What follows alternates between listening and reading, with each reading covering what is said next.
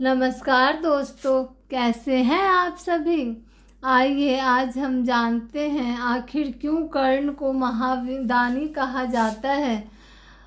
कर्ण महाभारत का एक अहम पात्र था। उनकी प्रशंसा युगों युगों से की जाती है। वह कुशल होने के साथ साथ एक बहुत अच्छा योद्धा भी थे। कुंती सूर्यपुत्र कर्ण को महाभारत का एक महत्वपूर्ण योद्धा माना जाता है। कर्ण के धर्म पिता तो पांडु थे, लेकिन पालक पिता अधिरथ और पालक माता राधा थी। कर्ण दानवीर के रूप में प्रसिद्ध थे। उन्होंने अपने कवच कुंडल दान में दिए और अंतिम समय में सोने का दांत भी दे दिया था।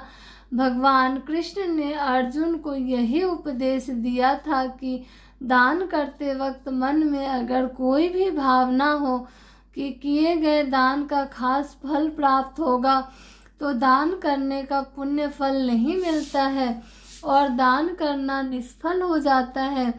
भगवान कृष्ण ने भी कर्ण को सबसे बड़ा दानी माना है। अर्जुन को कर्ण की प्रशंसा पसंद नहीं थी। इसी कारण से उन्होंने एक बार श्री कृष्ण से पूछा कि सब कर्ण की इतनी प्रशंसा क्यों करते हैं। कृष्ण ने 2 पर्वतों को सोने में बदल दिया और कहा कि इस सोने को गांव वालों में बांट दो। अर्जुन ने सारे गांव वालों को बुलाया और पर्वत काट काट कर देने लगे और कुछ समय बाद थक कर बैठ गए। तब कृष्ण ने कर्ण को बुलाया और सोने को बांटने के लिए कहा, तो कर्ण ने बिना कुछ सोचे समझे गांव वालों को कह दिया कि ये सारा सोना गांव वालों का है और वे इसे आपस में बांट लें। तब कृष्ण ने समझाया कि कर्ण दान करने से पहले अपने हित के बारे में नहीं सोचता। इसी बात के कारण उन्हें सबसे बड़ा दानवीर कहा जाता है। अपनी दानवीरता का असली परिचय उन्होंने अपने कवच और कुंडल दान करते वक्त दिया। कर्ण जब सूर्य की उपासना कर रहे थे, तब इंद्र वेश बदलकर ब्रह्मा के रूप में आए और कर्ण से उनके कवच और कुंडल की मांग की। सूर्य ने कर्ण को कवच और कुंडल देने से मना किया था, पर कर्ण किसी को निराश नहीं करते थे, इसलिए उन्होंने अपना कवच और कुंडल दान कर दिए।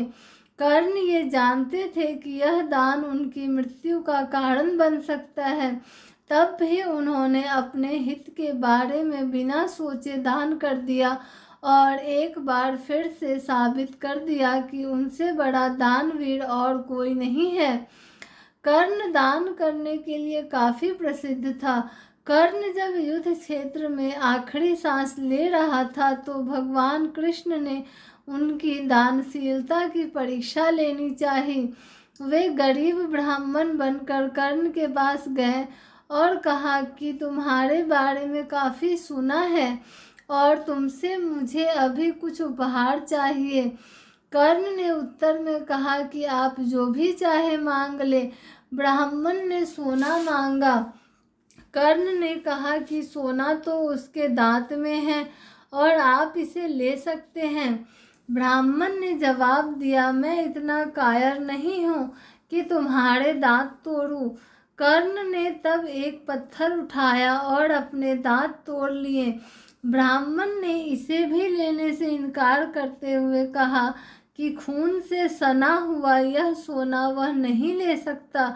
कर्ण ने इसके बाद एक बाण उठाया और आसमान की तरफ चलाया। इसके बाद बारिश होने लगी और दांत धुल गया। Thanks for watching. Like, share and subscribe.